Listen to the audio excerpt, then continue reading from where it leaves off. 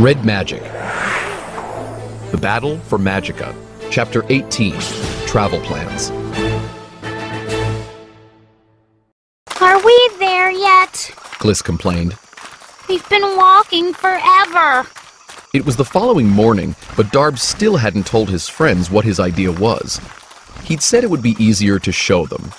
After a quick breakfast of glowberries and rainwater, he'd led them on a long walk through the swamp and the thick forest east of town. Eventually, the trees had thinned out into an area of small farms and open land. We're almost there, Darb said. You'll see it as soon as we get to the top of the next hill. He led the way up the hill. When Zan caught up to Darb, he saw a farm spread out beneath him. It had several paddocks full of large grazing dragons. There, Darb said with a smile, pointing to the dragons. That's how we can get to First City. But I don't know how to ride a dragon. Gliss exclaimed. I don't either. Perta said. I begged for lessons, but my parents wanted me to focus on my spells. I started learning last year after I left school. Darb said. I come here a lot and help the farmer with his work in exchange for lessons. Zan was surprised. He'd never thought much about what his friend did while everyone else was in school. Who could have guessed that Darb was learning to ride dragons? Darb hurried off to talk to the farmer. Moments later, he was back with permission to borrow 2 dragons. We can ride double, he said as they entered the closest paddock. He smiled at Gliss. If you want to ride with me, I can show you the best ways to hold on. Oh. Gliss shot Zan an uncertain look. Okay, thanks. Guess that means I'm stuck with you. Perta told Zan with a shrug.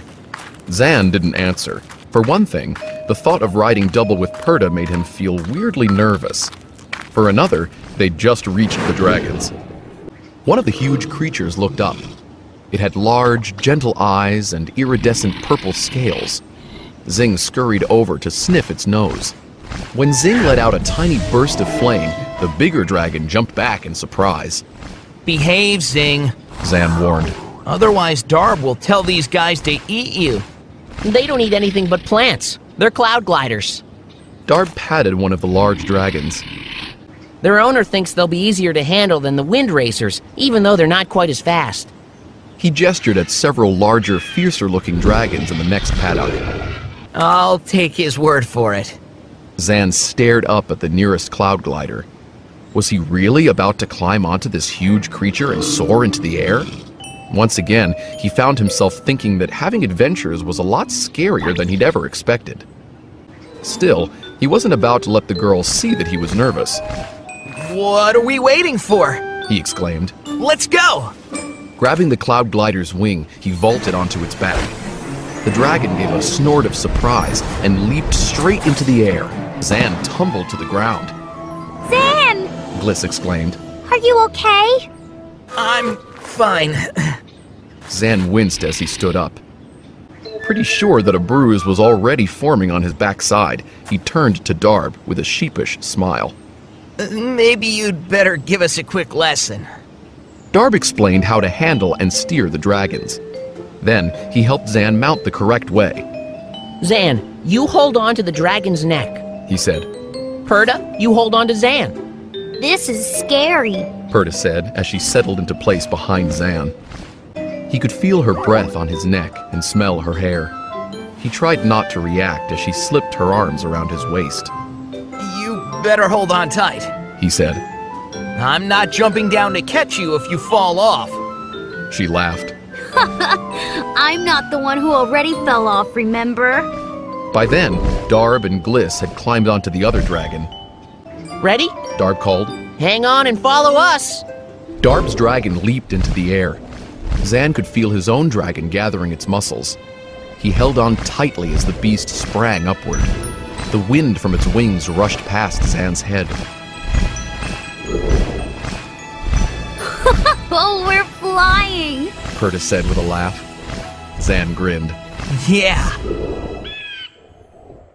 Morb smiled as another red light on the map blinked off. Good, he thought. The trolls were working fast.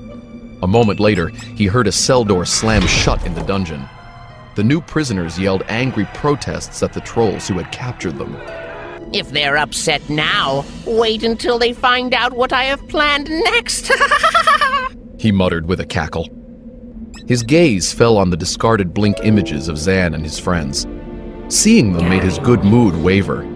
How had a handful of puny children managed to evade him? It was infuriating. But he tried not to think about that. Soon it wouldn't matter. Turning away from the secret eye, Morbs stepped over to a rough wooden desk and picked up a frayed Blink image.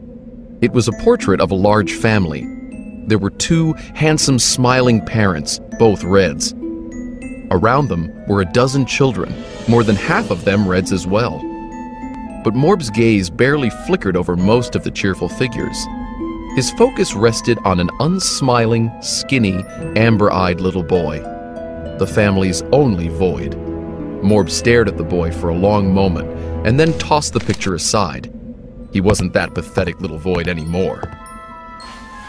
And soon, everyone in Magicka would know it.